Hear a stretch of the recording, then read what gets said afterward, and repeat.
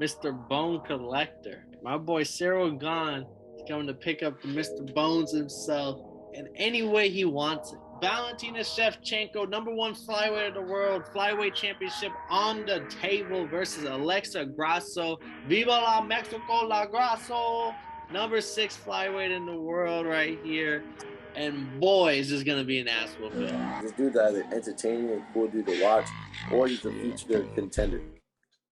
Porn star measurements, plug here, let him in, passing out the medicines.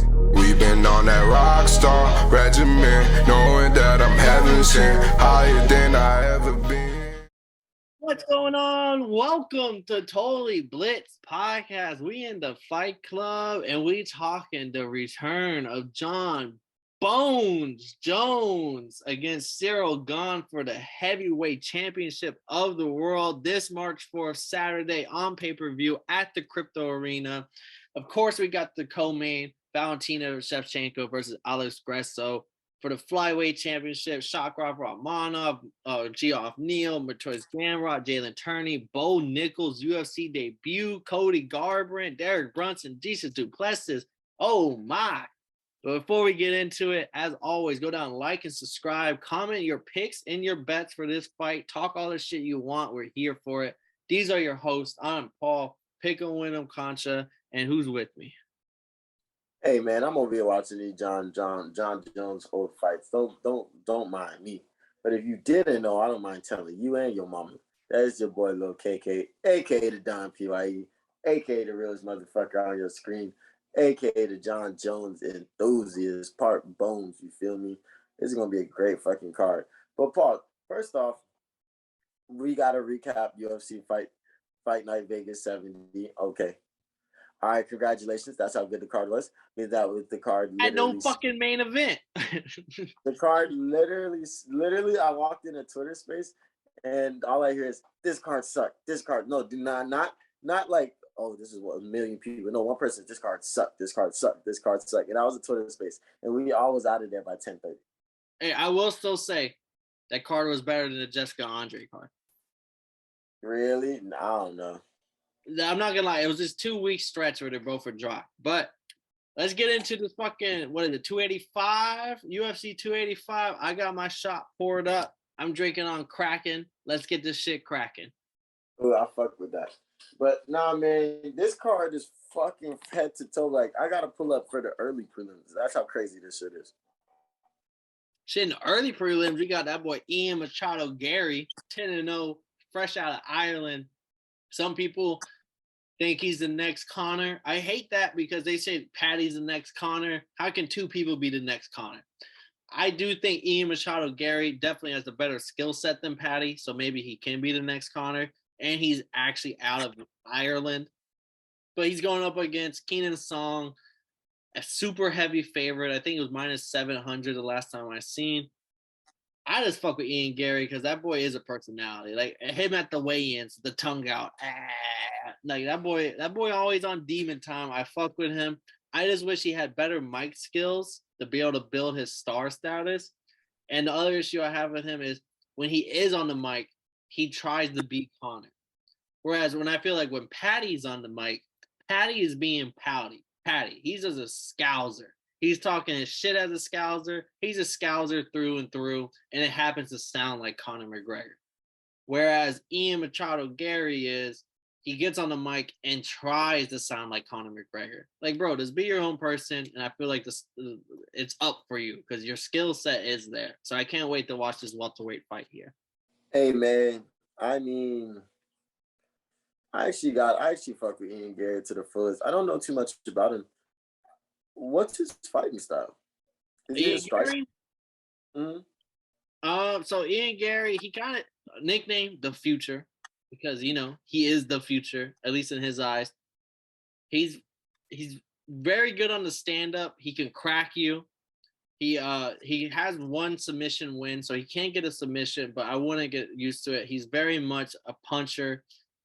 Former Cage Warrior champion. Cage Warriors is where they Conor came from, so that's another reason why he gets the Conor recognition and all that.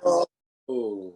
But I mean, he's the real deal. I think he has enough. Like he's literally the closest thing to Connor, in my opinion, because he has the stand up to knock your lights out, beat you on a stand up, and he has good takedown defense. No, he's not known for takedowns and submitting you and getting your back and all that stuff, but neither was Connor. Connor was a fucking knockout artist, and that's what I think Ian Gary's. He at least deserves the Conor McGregor like look-alike type shit.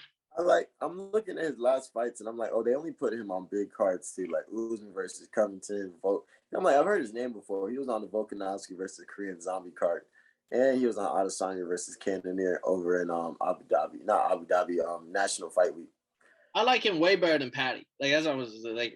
Who do I think is the first loss? Patty. Okay, so yeah, we taking Ian Gary on this one. Super heavy favorite here. Yeah, I got a few bets with him parlayed in just because I don't see him losing this fight at all. There was a chance of where I felt like, okay, maybe he could end up like Patty, where like it's too hype, like there's too much hype around him. He's not like Patty versus Josh Gordon. A lot of people think Josh Gordon won that fight, or Jared Gordon. My bad, Jared Gordon. But isn't it Leavitt? Huh? It's not Jordan Leavitt. It's Jared Gordon. No, Jordan Leavitt's the one he submitted. Oh, okay. Gordon was his last fight in the last card, and it went to decision. And a lot of people thought Gordon won, but Patty got the win. Who knows why? But nobody knows. Yeah, after watching him versus Gabe Green on the last card, Adesanya versus Cannonier, which is I'm talking about Ian Gary, he looked crisp as ever. And in the fight before that against Darren Weeks, who's been around in the UFC, he looked really good. Whereas, like, I watched Patty get hit with some shots by a motherfucker named Luigi in the UFC. All right, like get dropped almost. So like that's why I think Ian Gary actually has a super future ahead of him. It's like I haven't seen him. Like I've seen him look kind of in his first fight in the UFC, but his last two, he's left a really good taste in my mouth. And I'm like, okay, this guy actually is the future. This guy actually can make some noise in welterweight the next 2 years. Oh no, man. Oh no, I'm tripping. Every time somebody says the future, I think Ilya Taporia. I'm like, Taporia is the better future, Nick. Like, if anyone is the future, it's Taporia. I'm shocked he's not on this card. I would have thought, because isn't he French? No, I don't think he's French. Maybe he is French, but I don't believe. Maybe I could be wrong, but I just when I see his flag when he fights, I don't think it's French. Mm-hmm. I gotta actually follow him on ESPN. But let's get into this prelims, man. We got the big dog out of Penn State off Dana White's Contender Series, Bo Nickal versus motherfucking Jamie Pickett, bro. Don't hate on Jamie Pickett, a UFC veteran at middleweight. I love this fight because Bo Nickal needs a test, and I'm not talking about a test like, oh, he needs to fight somebody in the top 15. No, he needs somebody who's fought people in the top 15 and has fought people outside of the top 15 and has fought everyone in between. And that's exactly who Jamie Pickett is. I respect it. Because Jamie Pickett, I was watching his interview. He says if everybody's coming in thinking like he's an underdog, like, no. You gotta respect that he's been doing this motherfucking UFC, this MMA shit for a minute now. Bo Nickal's a great wrestler, phenomenal state national champion. He did his thing, and he did it at Penn State, which is probably the best place to do it when it comes to tradition. But Jamie Pickett's like, yo, bro, I'm not no motherfucking slouch. Y'all better put some respect on my name. What's his record? His record is 13-8. He's off the Contender Series in 2020, but like this is his best win. He's had that many. I'll let you pick, Kev. Who's the best win? Laureano Staropoli, Joseph Holmes, Jehovan Patti. Since he's joined the UFC, who's the best win? Joseph Holmes, Laureano Staropoli, or Jehovan Patti? I don't know any of these individuals. That's my whole thing with Jamie Pickett is. It's like, yeah, he's a decent fighter, but like Bo Nickal's getting brought in for a certain reason. They're not giving Bo Nickal a prelim fight on a super stack card for no other reason than I want to show you off to the world. And that's what this fight is to me. Right, this man, Sean Jones, submitted Lyoto Machado so bad. Yeah, I told you to stop at the first round, bro. I told you to stop. Nah, and the worst part, I watched this whole fight and just looked like You ever just see like an 8th grader fighting a 6th grader in middle school? Like that's what it looked like. He was just way But the bigger. 6th grader was landing some shots now. All right, that 6th grader was hitting some pieces. 6th grader, not no bitch or nothing. Definitely not, because he also didn't tap out. He definitely preferred to go unconscious. You rather die. I appreciate it. All right, and it was standing. Like he said, I'm going out on my feet. No, but like Bo Nickal, Kevin got the wrestling background. Wasn't he class of 16? Was he our class? Maybe, but like I stopped following high school wrestling once I graduated. Oh, okay. But I boy's the truth. That's what I would say. Like the reason why the only people someone said the only person that probably has the same credential. No, man, they said nobody other than Ben Askren has the same college credentials than Bo Nickal. Don't listen to everything here because there's some nice ass niggas, especially coming out of Penn State. You got like David Taylor. No, but I'm talking about in the UFC. In UFC, there's been like DC, great. He was an Olympic fine. Like he didn't make the team, but he was part of the Olympic team. But when you talk about just collegiate credentials, what you did in college level alone, other than Ben Askren, there hasn't been no other guy coming into UFC named that can touch Bo Nickal. Tatiana Torres, who we saw on the previous card, who was a fucking demon. She herself wasn't no collegiate superstar. She was like, she did stuff towards the end of her years in college, but no one's done something what Bo Nickal did in college. Not even close. But don't get me wrong.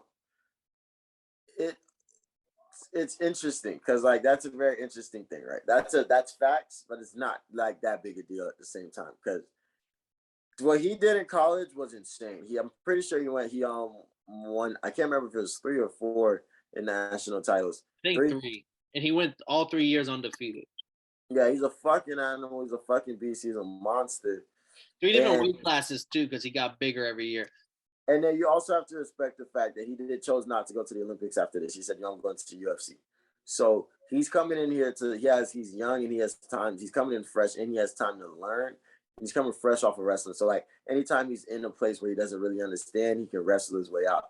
He can definitely wrestle, get into good wrestling positions and get comfortable. That's not always the best in UFC when you can have BJJ motherfuckers that can choke the fuck out of you at all times. But it is nice to have something in your back pocket that you feel comfortable with. But my thing is, that's cool, but it's not the coolest thing because like DC went D3. Like John Jones went like 5-35 his first year, and a motherfucking freshman on the wrestling team. Motherfucking GSP. John Jones also was D2, I believe. He wasn't D1. Oh no, man, yeah. You could be right. I'm thinking about Kamaru Usman. Usman was D2. Yeah. And that's another one. Kamaru Usman got his ass whooped in the Olympic trials. Like motherfucking. And then GSP didn't. I don't think GSP wrestled come high school or anything like that. He didn't wrestle till the UFC. And like he used to put on master classes. So like wrestling's one of those things that you kind of have to understand. It's like if you can get the feeling and understanding, like experience and stuff, you can kind of jump levels in. Because most niggas start when they're 4, but they get their asses whooped by motherfuckers that started 4 years ago. So like it all depends. You feel me? But I do love to see it because you don't ever see a good ass wrestler. And I don't want to talk about this fight too much more. But you don't get to see like good wrestlers. Like I came up, there were some great wrestlers. Like even out of Florida, you got Kyle Nordstrom, Dylan Lucas, motherfucking. And then on the national circuit, you had the whole motherfucking Philip. I forgot there was this team from Illinois. They were so motherfucking nice. And they had a nigga named Zach Taylor.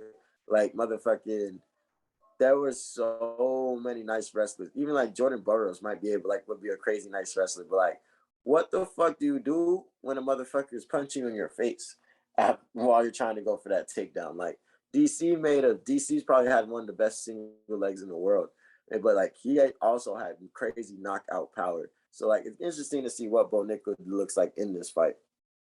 I will say 3 fights in, Bo Nickal 2 on Contender Series, both first round submissions, triangle choke and rear naked choke. But his fight before the UFC, the Contender Series, was an Icon FC. He got a first round KO in 33 seconds, and he had a clean ass 3-piece to knock him out. Where it seems like, I mean, I could be very ignorant to everything because I haven't done these martial arts, but my idea is I think it's way harder to teach somebody high level wrestling versus teaching somebody high level striking. Oh, facts. And that's what I think. It's when you have somebody with not just high level wrestling, but phenomenal level wrestling, like this a different tier of wrestling than we've seen so far, and you teach him striking along the way. That boy's gonna be. I just think Bo Nickal's really gonna be a demon, and like I could definitely see if you took me the top 15 people at middleweight, he could beat probably 6, 7. I don't. Any one of those top 15 middleweights, and middleweight's not the heaviest division. He's got Whitaker, Izzy, and Pierre right now. But outside of like, if he gets a leg of any of those other top 15 guys, he's taking them down. And even against Alex Pereira right now, if he grabbed Alex Pereira's waist, if he locked his hands behind him, if he got his neck, if he got him in a fucking single leg shoot, he's taking him down. And I saw Izzy manhandle Alex Pereira. I don't think he's getting enough from a Bo Nickal takedown. And that's just like, I'm not trying to overzealous and over like sell this person, but these UFC casuals got to understand Bo Nickal could really, if his striking levels up with the way I see it has so far, he could potentially one of the quickest title shots we've seen in the UFC, especially because the middleweight is very small. He could be like John Jones type, where like he's winning a belt super young, like 20-something years old, and like who else is there to beat? Hey, I'm not gonna lie to you. I'm rooting for Bo Nickal, and I just didn't give him that much respect. I was gonna wait to see, like, yeah. I would low key save this clip right here for. I'm gonna see, like, yeah. I am willing to bet a lot that Bo Nickal in the next 2 years is gonna be at least top 10 in middleweight. But I'm talking about like for the rest of his career, like top 10 middleweight forever. Just because I don't know how much his striking will level up, because Izzy and Pierre could knock him out before he could shoot a takedown type shit. Like if he doesn't strike as good as I think he will. I'm a firm believer in. I think having a crazy high level wrestling is cool, but I'm really in this bitch. If you have a crazy high level wrestling, it's the takedown defense. I think that's so powerful. The way to get reversals in a way like that, that takedown defense is what you really, really, really need in the UFC. All right. Well, we can't spend too much time on this fight, so we'll move to other prelim fights real quick. We got Derek Brunson versus Dricus du Plessis. South Africa on the map with Dricus du Plessis, number 10 middleweight in the world, going up against Derek Brunson. Derek Brunson's a big underdog here, plus 190 last time I saw. I got Brunson in this fight. Like last time we saw him was against Cannonier in a title fight where I felt like Brunson was winning until Cannonier landed an elbow that rocked his world. And the other part of me is also Dricus du Plessis. He just looks so sloppy. He throws a lot of volume. It's not like it's strategic volume. It's more of just I'm throwing everything I got at you, including the kitchen sink. And yeah, he probably would tag Brunson up here and there, but Brunson's got insane power and BJJ skills where I feel like if he goes to the ground, he's going to win. Or if it gets how sloppy du Plessis is, he will get caught with a shot. And I think Brunson's got the power to rock him, knock him down, take it to the ground, knock him out. Like I just like Brunson here as a big underdog. I like it a lot, actually. I mean, I like Dricus du Plessis. I think he's a cool person. I think his last fight, beating Darren Till, he felt really good. He knocked him the fuck out. So that was awesome. But like you said, man, Brunson was winning that fight until Cannonier caught him.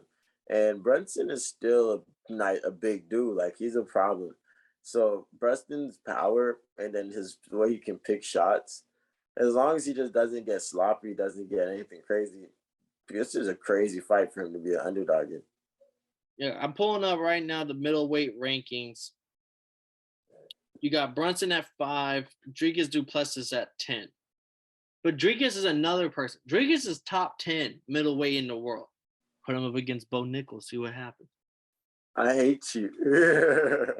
I do like him. I do like Bo Nickal to take him down, though. But then our next fight, Cody Garbrandt versus Trevon Jones. Garbrandt is the favorite here. Not a super big favorite. I think like minus 170. Time out. I'm an MMA casual. Who's Cody Garbrandt? No love. I'm an MMA casual. Tell me about Cody.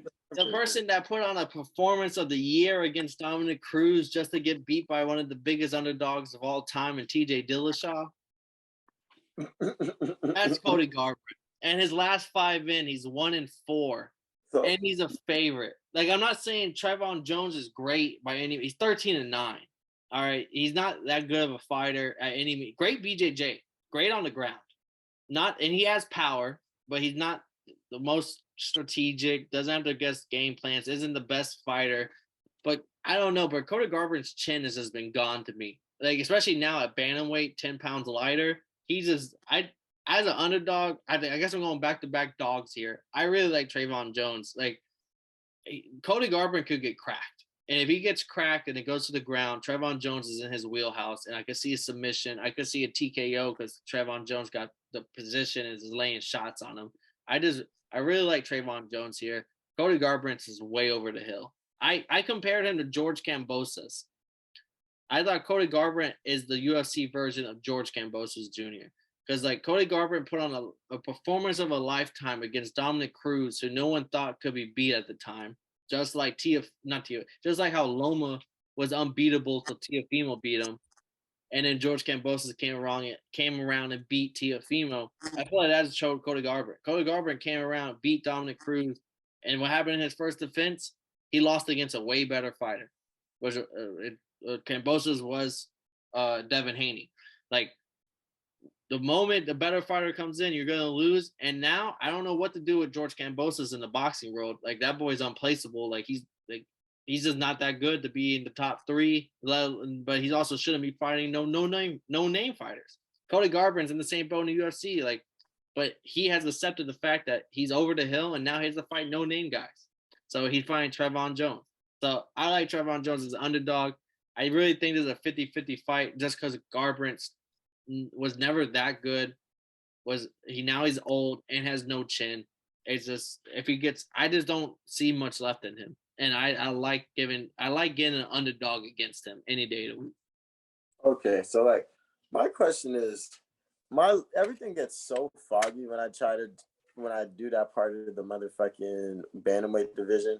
So Cody Garbrandt, he was on the Ultimate Fighter with Conor McGregor and Uriah Hall. He was coach, yeah. Was he a coach or was he a fighter? No, he was a coach when he was. No, so when TJ Dillashaw was the the co-person, he was just part of TJ Dillashaw's camp. And like, he was the how they have their coaches with them at all times. That was Cody Garbrandt. But then Cody Garbrandt got his own episode against TJ Dillashaw, I believe. And then so after Team Alpha Male, they went in there, and then every chance Cody Garbrandt got, he motherfucking was trying to fucking fight TJ Dillashaw during that tough season. Yeah, he went. He got the unanimous decision over Henry Briones to follow up with 3 straight first round knockouts. No love Garbrandt, literally KOing vicious style. And this was like 2016. UFC is kind of not that big at this point. So Dominic Cruz fights him. He beats Dominic Cruz. Unanimous decision. Everyone thought he won. Cody Garbrandt deserved that belt. But then he loses second round KO to TJ Dillashaw. Then first round KO to TJ Dillashaw. Then another first round KO to Pedro Munoz. And at this point, then we see him go against Rafael, get the finish. Then he goes against Rob Font, gets a decision lost. And then he moves down in weight class to fight Kai Kara France. Kai Kara France, we saw last 2021, send him to oblivion with the fucking right hand KO. So it's just like, I just think his chin's done. Like, we saw him get that one good win against Dominic Cruz, but outside of that, who's his best win? Tiaka Muzagaki, Rafael Kukau. Like, as an underdog, I really like this fight, bro. Like, I don't think Trayvon Jones is anything, but this is not like, this is a 50-50 fight, and I'm taking the underdog just for the plus side. Let's say I'll take Cody Garbrandt just to see what the fuck happens. But if he gets slept on, I'll be like, I called it. You got me looking bad.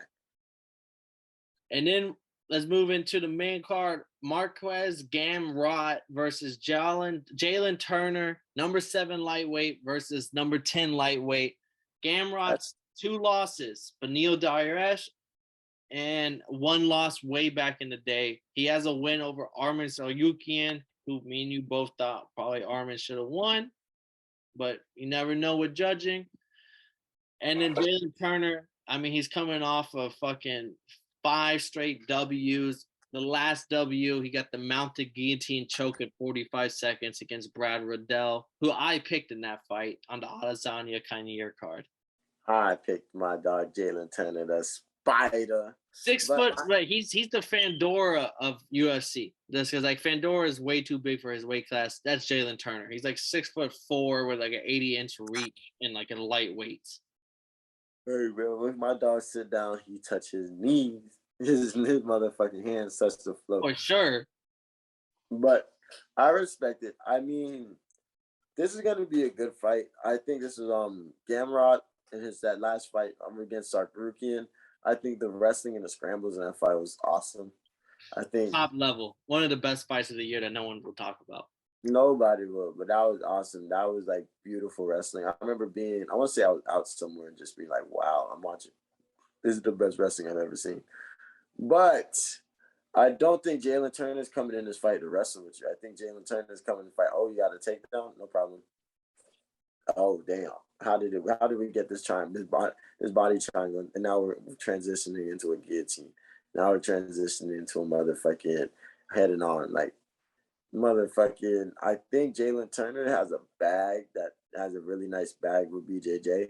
And Gamrot, it's not, and I don't think Gamrot's can outstrike him, so he has to take it to the ground. And I don't think that's where he's most comfortable.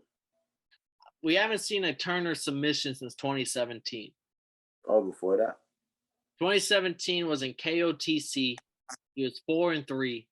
He got a triangle choke in the first round against Valuda Saru. Yeah. I'm over here thinking my dog is submission expert. Nah, so like his other submissions before that, this is 2017. The submission before that, he had 3, 1 in 2014 and 2 in 2015. Way before the UFC. Since joining the UFC, he's been a knockout artist. Like fucking, he was in Bellator, first round KO win. Dana White Contender Series, stoppage, someone broke a foot. He gets a first round KO against Vincent. He lost first round KO to Vincent Luque, one of the GOATs, one of our favorites. Then he gets the first round KO against Colin Porter. Then he loses a unanimous decision out of Tampa, South Gracie, Florida, Matt Steamroller Freevola, which I can understand that decision. And Freevola was someone who was like, I'm willing to walk forward. The one thing about Turner is he has reach. He has insane reach. He's super long. He can tag you from the outside, and the tagging ends up knocking you out after a while because he does have power. Freevola was like, I'm willing to walk forward. I'm not worried about you hitting me with these long range. I got to get close to do damage. He won the decision. Since then, he went on a 5-fight win streak. The guillotine choke over Riddell. That was his last submission in 2022. But like since then, 2017 was the last one. But even with the Riddell fight, he was beating his ass. Like it was in 40 seconds, but like he dropped him, was able to probably get TKO, instead got the choke. And then he got the Jamie Malarkey KO, another good win. I love Turner. I love the reach. I love everything about him. I'm picking him because he's an underdog, and I like the underdog odds. But I really hope Turner can this is the fight that would make or break for me. Is Turner a legitimate contender to maybe one time fight in the top 5 of the lightweight division, or is he just a long guy that's hard to prepare for? And that's what this fight was showing me. Because if he could beat Gamrot, who's literally a one-trick pony of like, I will shoot the takedown 25 times. I'm not saying he's a one-trick pony because that does discredit him. He does have good hands. But when he comes against Jalen Turner, you're not going to beat him on the feet at all. So if he is able to stuff Gamrot's takedowns, I think Turner's a legitimate force. But if Gamrot is able to take him down in the first round, and we're sitting here watching Gamrot just sit on top of Turner for 3 rounds, I am out on Turner. I am fine. I think he could be a top 15 fighter, but he'll never be a top tier guy. I'm picking Turner as the underdog, and I'm hoping he can use his long ass reach to stop the one trick pony, which is Gamrot. Bro, I think you said it better than anything, dog. That was probably the motherfucking. That's the best right there. That was a fucking phenomenal take. This is gonna make it or break it for us at least. They're like, yo, this dude's either entertaining and cool dude to watch, or he's a future contender. Who's your pick? You got Turner? You riding with me? We're riding into the sunset. Let's get into the third fight, which could honestly main event any fight night there is. Could probably main event a pay-per-view card if the casuals were to tune in more. You have Neal, number 7 welterweight of the world, 15-4, versus Shavkat Rakhmonov, number 8 welterweight in the world. And Kev, I hope you remember, because you're my only witness to this. I was telling people about this in our early episodes last year. Of like Shavkat Rakhmonov is the killer at welterweight. Like people are talking about the motherfucker, what's his name? Yeah, everyone's talking about Hamza, but there is a killer that's a legitimate welterweight. And that's a 50 right now. Him versus Hamza, it's 50-50 to me, bro. Shavkat Rakhmonov, 16-0, 8 finishes and 8 submissions. The perfect balance there could be, bro.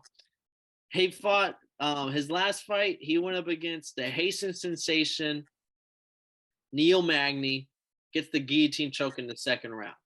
It wasn't say back and forth, but they were feeling each other out. He got hit with a couple. He landed his own, but he got the guillotine choke in the second round. He gets the first round spinning hook kick against Carlston Harris. And then he gets back-to-back submissions against Alex Oliveira and Nickal Pazeras. Like, this is to me, the most complete package UFC prospect I've ever seen. And I know I haven't been around 10 plus years. I can't say for everybody else. But my limited time in the past 2.5, 2 years, Shavkat Rakhmonov is the legitimate full package. 100% do both. Like, he's somebody who used his attribute skill tree to the best. If this was a fucking video game, he was upgrading everything one at a time, all the same. Because this motherfucker's a 99 at everything. Like, I love Shavkat Rakhmonov. He's a huge favorite. Minus like 700, minus 600.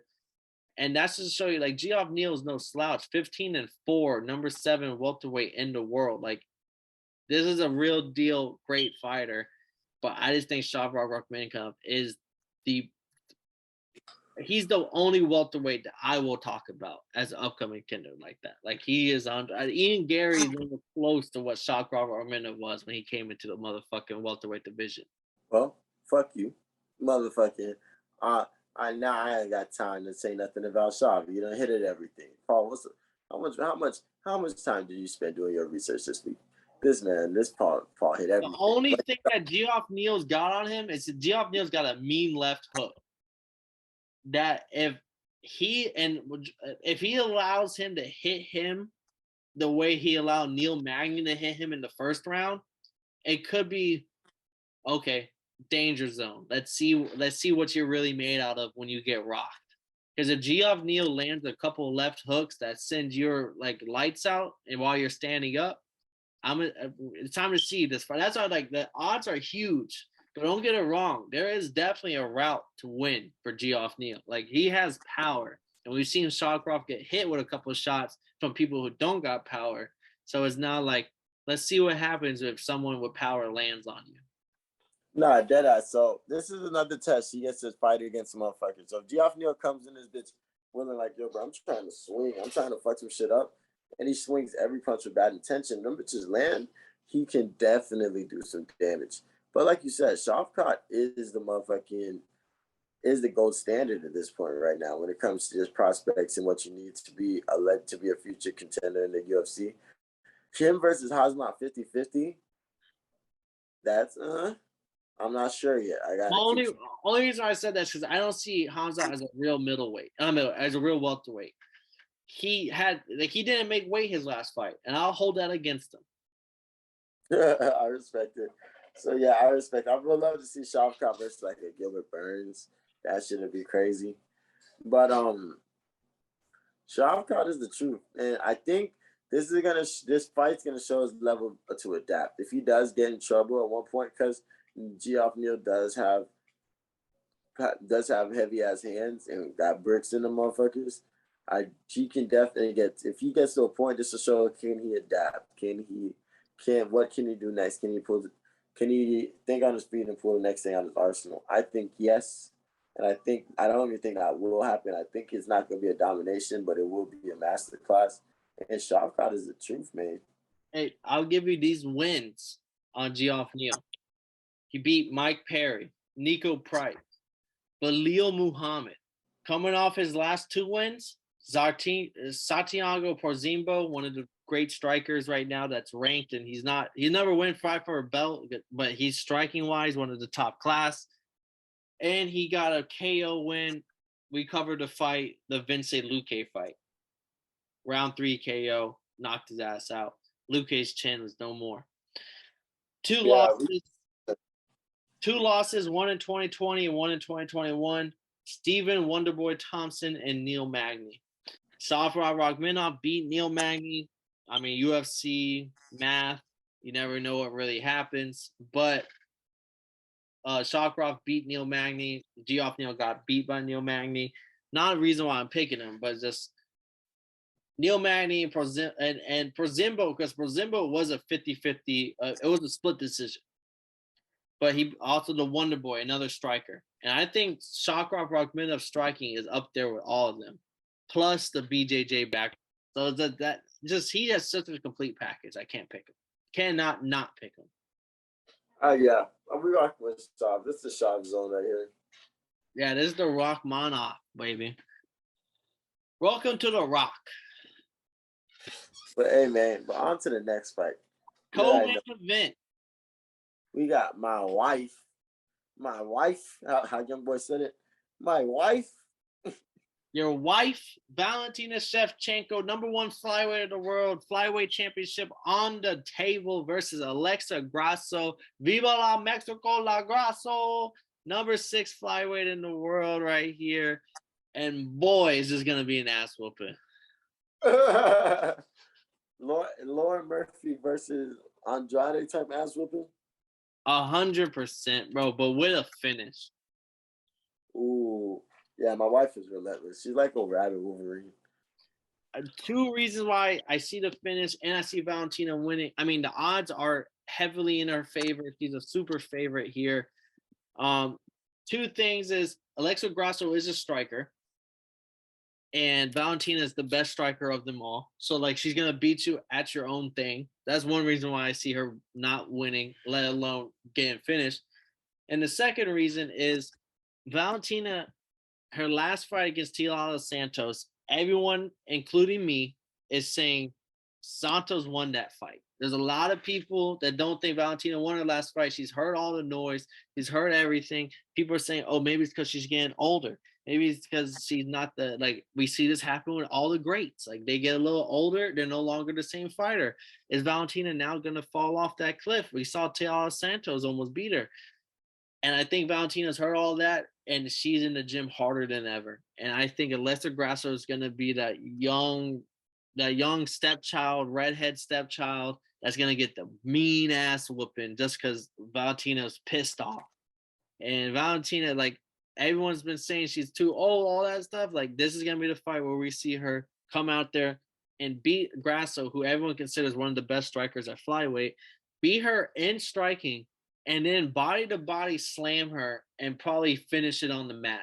And so, like, I'm heavy in Valentina and a heavy in Valentina to get the finish. That's one of the bets. I'm saving my bets towards the end. There's a lot of bets. I got a lot of money on this card. But the only reason why I got a lot of money on this card is because I made a lot of money on the last couple cards. So I hope y'all follow throughout the episode. Kev, throw it to you. So my wife is so awesome at fighting. Valentina Shevchenko. But this is going to be, like you said, she's heard the noise. She's over here. And they even saying, Aaron Blanchfield might be able to put them things on her real quick. So, like, she's heard the noise and she's coming ready to prove to everybody that she's still the fucking truth. And she still possibly could move up one day and go to make the New Year's trilogy happen. Motherfucking, she's the second one was close. I mean, shit. She still thinks she won that one. I still think she won that one. motherfucking. So Valentina Shevchenko is gonna come into domination. I think she's gonna dominate all three levels. From the beginning of the fight, she's gonna control the pace. I think she's gonna outstrike her. She's gonna get, if they go to the ground, she's gonna get the mean control time. And if the under is 2.5, I'm taking under. Yeah, I got Valentina. I'm gonna let my hand out a little bit. Valentina Shevchenko to get the finish, -150. Almost a pick 'em odds. Give me that. But let's move it to the heavyweights here, because like we're both heavy on Shevchenko. We don't have to spend much time on it. Like, just know Shevchenko should. If Shevchenko loses, we will be back for the recap with eggs on our head, and we will admit that. But like, that's how quick we're spending on that fight. I'm pulling up. I gotta go console my woman. Right here, it's a pick'em fight, damn near. Jon Jones, slight favorite, versus Cyril Gane, slight underdog, for the vacant heavyweight championship of the world. Jon Jones, layoff of almost 3 years. Cyril Gane, we just seen get the KO win over Tai Tuivasa in what was one of the best fights of the year. Like without, I don't think you would disagree with me. It was like the atmosphere, the way the fight was, the way Tai Tuivasa was able to take a shot and still swing back, which would made it so much more entertaining than someone that's taking shots a lot. It was one of the better fights last year. And now we get the vacant heavyweight championship of the world on the line. Jon Jones return, Cyril Gane. Let's talk it. So I don't know. Maybe it's because when I seen this Jon Jones return, I was really expecting him to go against Stipe. He kind of beats up on him and Stipe have a close one or a good fight. And then we get to see him versus Francis Ngannou for the championship. So my dream to see Jon Jones come back at heavyweight. I think I'll come back to the UFC and best fight at heavyweight. I think I had too much of a set plan, too much of a big dream idea. So it's hard for me to enjoy the Jon Jones versus Cyril Gane for the vacant heavyweight title. I really didn't see it going that way even slightly. But such is life. I also don't see. I understand Cyril Gane has the agility. He has speed, and he has power. He's huge. Everybody's saying he's a heavyweight that moves like a 135. I can see it, and I can respect it. And during his fight against Tai Tuivasa, after he got dropped, everybody's saying that he jumped to a new level, another level, and he was showing like, "Yo, if you came to fucking fight, I'll show you that we can fucking fight." So I respect it, but I don't see him doing this stuff against the GOAT. I think I like Jon Jones to maybe get some rest in him, and I was expecting a bigger Jon Jones. I'm not gonna lie to you. I was expecting Jon. Actually, the picture just came out today of him of what he looks like, and I was expecting if you spent this 3 years off, I was expecting you to really bulk up, put on straight muscle on their ass, but he didn't go the DC route, the gut didn't come or nothing like that. But it's just I was expecting cause I didn't know his brother was Chandler Jones. Yeah, and Arthur Jones, another great. There's a whole family of greats. That's insane. So get used to getting beat up on by motherfucking big ass motherfuckers. Because if you've seen what Chandler Jones, that stiff arm he did to Mac Jones this season on that crazy Raider place, you're gonna respect what the fuck they got going on over there in the Jones household. So he comes from greatness. He is the GOAT. And I don't see, unless he's rusty, but I really feel like he still has his speed because he took the time. Even though he might not be crazy big, he took the time to bulk up and really bulk up the right way from what he's told us. So I don't know, man. How do you see this shit going? Mr. What does your shirt even say? Mr. Bone Collector. All right. My boy Cyril Gane is coming to pick up the Mr. Bones himself in any way he wants it. Really? Nah, I'm talking a little bit about my ass. But I like Cyril Gane to get the dub. Jon Jones, we haven't seen him in 3 years almost. This is his first fight back, and it's not against some scrub. It's against arguably outside of Francis. Not even arguably. I think outside of Francis, the best heavyweight in the world. My big thing is we haven't seen him, and I'm going to use your own medicine against you, Kev. You don't get better at what you don't do. We haven't seen this man fight in 3 years. first fight is against the best heavyweight in the world, and it's not some sloppy heavyweight. It's the best heavyweight like we've seen in a while.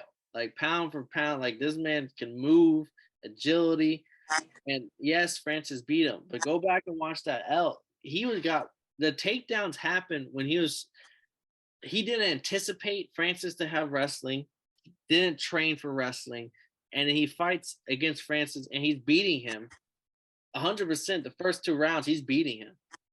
And then all of a sudden he throws a couple high body kicks, a head kick, and he gets taken down on some spear shots against somebody you were not anticipating to shoot a spear shot against you. What do you expect John Jones to do? Wrestle. This man has the BJJ in his back pocket. He has the takedown defense. He's fast. He's not slow. He won't let you get the positions you want. I just think he fits up so good against John Jones. And on top of it, he lines up because he has this. John Jones, this might be his first fight. He doesn't have the speed advantage. I can't say that because there's some fights he's fighting against smaller people that have speed advantages. But like we saw him against Dominic Reyes not be able to get the takedowns that he wanted. And Dominic Reyes isn't 247. Like Dominic Reyes is not this built. Like I just think Cyril Gane is just a heavyweight. Like we've seen other people try to move weight classes. It doesn't end well. The reason why most of the time, the difference in weight and power and like ability to take positions because of weight. Like and Cyril Gane, I think is gonna show the world that. Like I love him as an underdog here. I mean, I respect all of that, but I think he still has his speed. Like I don't think Jones is gonna miss a beat because we do have to remember he was pound for pound. Like, and it's also don't forget that like he fought a month before COVID. Like his last fight was February 8th, 2020, and by March everything was shut down. So like the world UFC changed. though, they had an island, they had the Apex going after 6 months. But I mean, life was different though. So like, I don't think it's just a normal 3 years. I think his like the whole world changed around him, and he needed to find a reason to get up to fight again. And I think that's powerful. If John Jones spent his time thinking, "Yo, this is going to be a challenge," and people are doubting me once again. This is what I love. This is what I'm here for. If he got up and got after, because you got to remember, this is the same man that won the championship after fucking chasing down a motherfucker that stole somebody's purse and holding him down until the police came a couple hours before the fight. The same motherfucker that turned up and partied and went and did cocaine, just goes and does a shit ton of cocaine just in case he loses. He can say, "Well, I wasn't training. I was just partying my ass off." Like, this is the same motherfucker. This motherfucker comes in with the mindset like, "Yo, I got to show that I'm still the GOAT. I'm the greatest of all time. DC did this shit. I can do this shit. Fuck y'all." That's go. And remember, he was preparing to fight Stipe. He was preparing to fight Ngannou. Like, I don't think anything like has him shook about Cyril Gane. See, my one thing is this is also like prime John Jones. John Jones won a belt at 21 years old, youngest champion ever. Yep. He's 35 in 7 months. He'll be 36. He'll be 36 in a couple months. Mm-hmm. His body's not the same. And I think that's why he couldn't take down Dominic Reyes and why he had a split decision against Thiago Santos. Now he's 3 years older.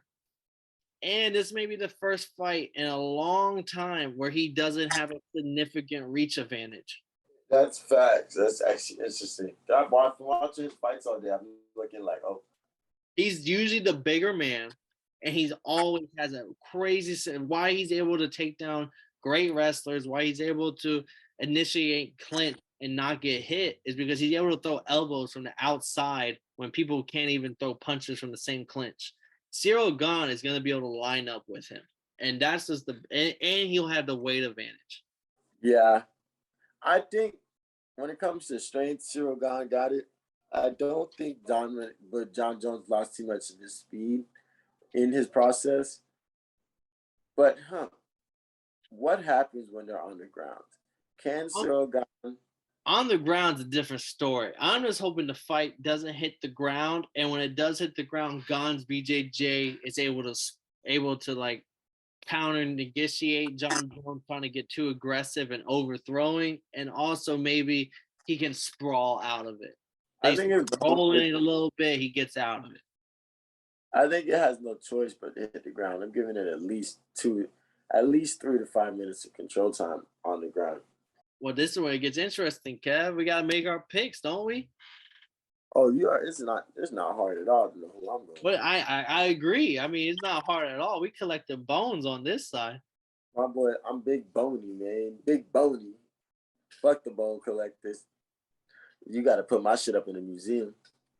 Me and my fellow bone collector Cyril Gane gonna be walking happy with the belt around our waist come Saturday night, early Sunday morning, depending on what time zone you in. I don't know. Cyril Gane got that dog in him for real. We'll see. But I'm taking John Jones for sure. The GOAT. Big dog. My boy Marcus Primetime Penley. He taking motherfucking John Jones. Yes. Yeah, it's going to be a fucking banger of a card. It's lit from up and down. And y'all better put some respect on my homie's name. John Jones is the GOAT. He's done everything you can do in this motherfucking in this game, and he's beat DC twice. And I don't think a lot of niggas can say that. I respect it. I can't argue because John Jones is arguably the GOAT. If it hits the mat, like I said, I'm hoping for it to see some sprawls. I'm hoping to see that Gane does enough damage that it doesn't matter. I'm hoping to see all of that. But no, the reality is John Jones could hit the mat. I'm just hoping the age is a factor, the size is a factor, because he's always been the bigger guy. This will be the first time where he probably isn't the bigger guy. And it's 3 years, and you're going up against the best heavyweight we've seen in a while. So UFC knows how to make fights. I'll give it to fucking Dan every time. That motherfucker knows what he's doing. He's cooking with something. I got some bets for the fight. I'm going to run through them real quick. Hopefully, I'm going to have all my bets in under 2 minutes real quick. Derek Brunson, plus 190. Almost a 2-to-1 bet. Give me that money line straight up. Give me a double dog bet. Give me Derek Brunson and Cyril Gane. Put those two together, and you're sitting at almost like 12-to-1, plus 1,200 odds. Give me those two dogs. That's some good odds. I ain't gonna lie. But dang, too bad you're not gonna hit. Then I got some more pick'ems that I really like. Valentina Shevchenko versus Alexa Grasso to not go to decision, basically end in a finish, and Shavkat Rakhmonov to win. Pick'em odds minus 110. Give me those. Another pick'em minus 110 is Shavkat Rakhmonov, Valentina Shevchenko, Bo Nickal, Ian Gary, and John Jones and Gane to go over 1.5 rounds. Those are give me that parlay at pick'em odds. That's it. Super big, plus 4,600 odds. $1 to win 46.50. 46. Derek Brunson, Jalen Turner, Cyril Gane, and Trevon Jones versus Cody Garbrandt. This is my underdog parlay. 4 underdogs. Why not? I like Jalen Turner to maybe get the K over Gamrot. Trevon Jones could be Cody Garbrandt. Derek Brunson I really like as an underdog against Trikas Duplessis. And then Cyril Gane and a pick'em. I know we split, but I know we can agree on those odds. But those odds are crazy. If you just didn't have Cyril Gane in that motherfucker, you'll pick like a John Jones or something. Yeah, like you throw a John Jones in that thing, I'd have been like, yeah, that's my dog. I'm putting $2 on that.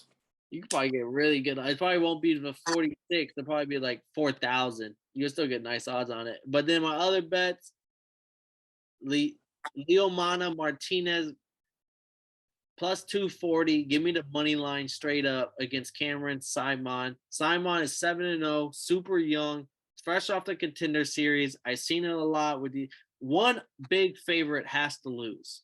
And this is my big favorite to lose. He's too young in his career. He hasn't seen adversity.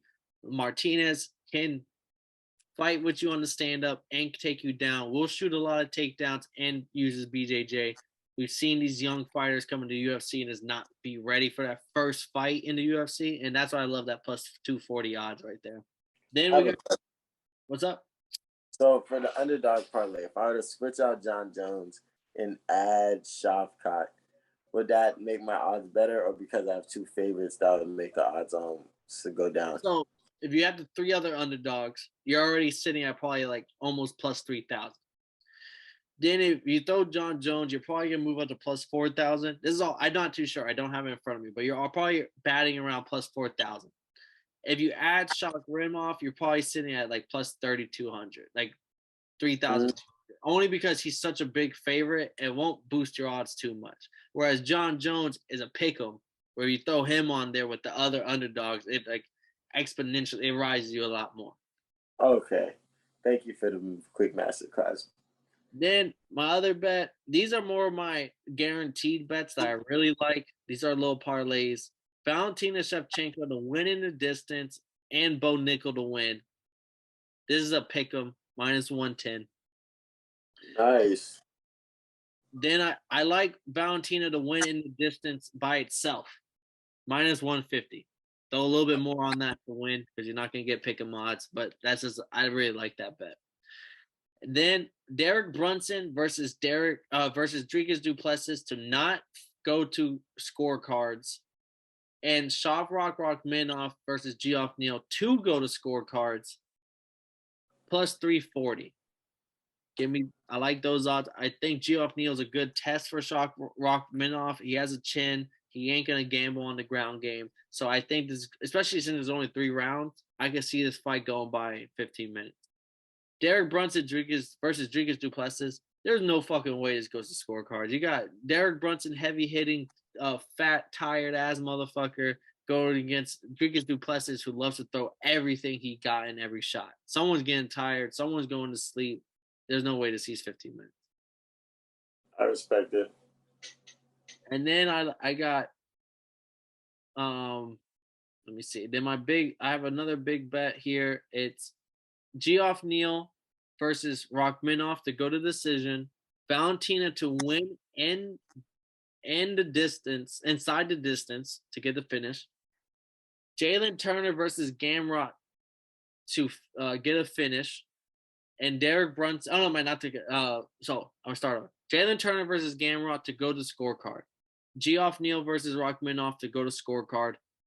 Valentina Shevchenko to win by either submission or KO. And Derek Brunson versus Duplessis to not go to scorecard, plus 1,700. 2 to win 34. That's what my bet is.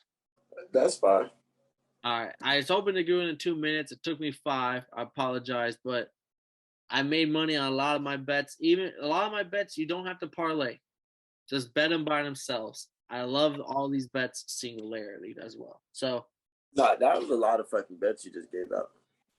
Like I said, I've been on a heater with these other UFC fights. So I'm like, why not? Let's throw all the money into this card. I'm going to be watching it. I have one question for you, right? So, John Jones, imagine having to go to a fight camp and not cut weight. Think about the mood that he's in while he's training. Think about how good it feels to be coming in fully hydrated, eating meals, eating like 3 meals, eating probably really good meals, like probably stuff like high protein chicken, maybe some steak every once in a while. And then fast food on the way home. I'm telling you, doing whatever the fuck you feel like you feel. And we've seen what Volkanovski did while you went up, even though it's not the same. But that's a Volkanovski that he came really pumped up, and he still has to cut weight to make that weight class. This is a John Jones that cut no weight at all. So every time he went to camp, he was in a good mood and ready to go. I'm just saying, man, these are things you got to think about. I'm going to say pressure creates diamonds. And the second thing I'm going to say is, yeah, that's all fun and games. And yeah, I fucking tear up that chicken, John Jones. Tear up that meat. Tear it up. Fucking do it all, bro. Be as happy as you want to be. But come fight day when Cyril Gane's 265 and you're still 245.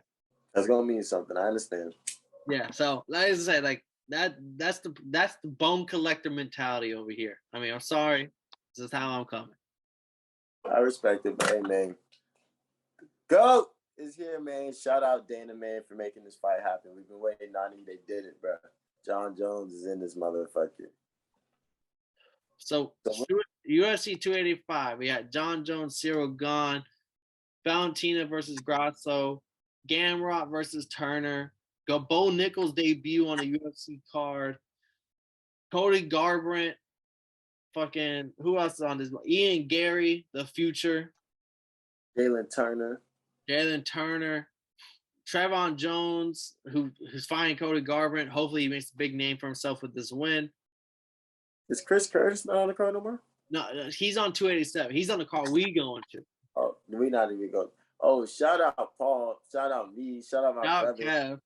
We got some shit coming for y'all 287. It's going to be a vibe. But we're not even going to talk about that yet. Let's get to 285, homies. All right, yeah. Let's wrap up 285. We spent the whole hour with y'all. We fuck with you if you've been here. Hopefully you follow the picks. Hopefully we make money together. As always, like, subscribe, drop a comment, your bets, your picks, the vibe of the channel. This has been Paul Pickin' Winham Concha. I was joined with Kev, Waterboy, Street Fight Enthusiast, Savoy, John Jones Enthusiast himself. This has been UFC 287, and we'll catch y'all boys on the recap. If y'all didn't know, well, now y'all know, motherfuckers. I got a problem with being problematic. Get the light beam on me, ready for electrostatic. Don't you step into this box if you're not batting. Then my gang got tools, you can call them boy crap. Man, this gang got rules, man, you better watch your passes. This ain't not new. And see some accent, all I say is true. You better stop your capping, lacking really your ass all in